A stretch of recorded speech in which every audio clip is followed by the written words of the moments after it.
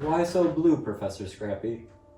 I'm not blue, I'm green, and proud of it. It's Green History Month, and no one seems to care.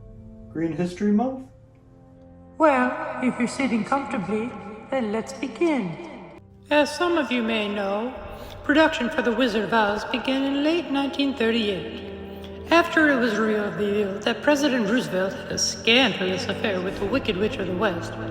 The film became a source of much controversy when notorious civil rights segregationist Eleanor Roosevelt discovered her husband's mixed racial infidelity. The movie's original plans to be shown in Technicolor were scrapped, which is why the film has only ever been shown in black and white. Well, that makes sense. But surely there's more to this story. When Martin Luther King was kicked out of Sigmund Freud's office for his outlandish and uninterpretable dreams, the King of the Martians took to the stage to deliver his notoriously unfunny I Have a Dream sketch. For hours, the crowd did their best to indulge Martian's long-winded dream recollection. After most of the audience had long since fallen asleep, the King delivered his oft-misquoted line that people should not be judged by the color of their skin, but by the content of their caricatures. Understandably unimpressed, the ghost of John Wilkes Booth appeared and assassinated the Martian King right on the spot, according to most historians. Tell me something I don't know. Every school kid learns this at 8 years old, little Scrappy. But if you stopped interrupting, maybe you'd learn something. Anyway, as I was saying, the assassination prompted Kennedy's goal of landing a man on the moon to root out any further Martians. Before Kennedy eventually died peacefully in his sleep, his senility had finally gotten the better of him, and in a move that sent shockwaves throughout the industry, he issued one last final presidential edict. DEI. Diversity, equity, and inclusion. Exactly. Naturally, this included people of color. As most historians will tell you, the first DEI hire in history was a dead-eyed, pretentious amphibian labeled Kermit the Frog. He thought people were too thick to realize his species, so he changed his last name to the Frog. So he was part of a government program. A highly successful one, though his early work was controversial. Unable to carry a note, and basically a one-hit wonder, his first solo, The Rainbow Connection, unsuccessfully tried to pander to the LGBT audience. But they didn't buy it. In 1963, the staunchly homophobic Gumby, famous for his ability to walk into any book, immediately exited the book depository and berated Kermit the Fraud, publicly declaring that, as a proud green American, he didn't need any man entering his rear to compose music. Gumby immediately broke into song, It's Not Easy Being Green, which instantly became a rallying cry for the green rights movement.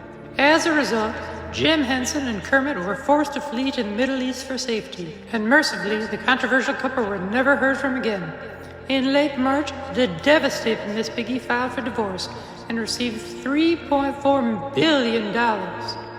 Still distraught by the tumultuous love affair with an unfaithful frog, the incest Miss Piggy teamed up with the local fire department and launched the first wave of feminism in an attempt to extinguish the ever-growing green rights movement.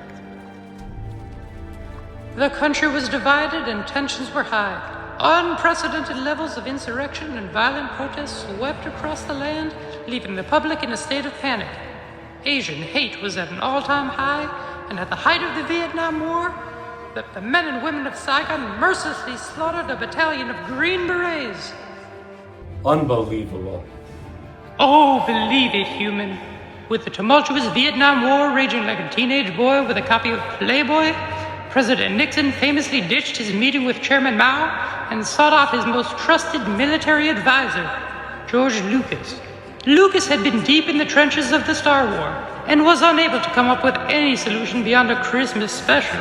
Adamantly against women's suffrage, Princess Leia learned of the mass coercion of the fire department fueling Miss Piggy's feminist agenda. She decided it was time to fight fire with fire.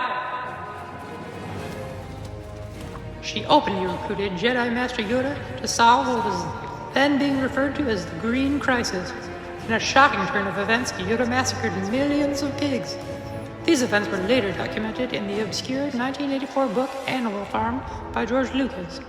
Although the Jedi's heroic actions eventually led to a definitive end for the Vietnam War, part-time investigative journalist, full-time busybody Lois Lane published a front-page article which shook the world.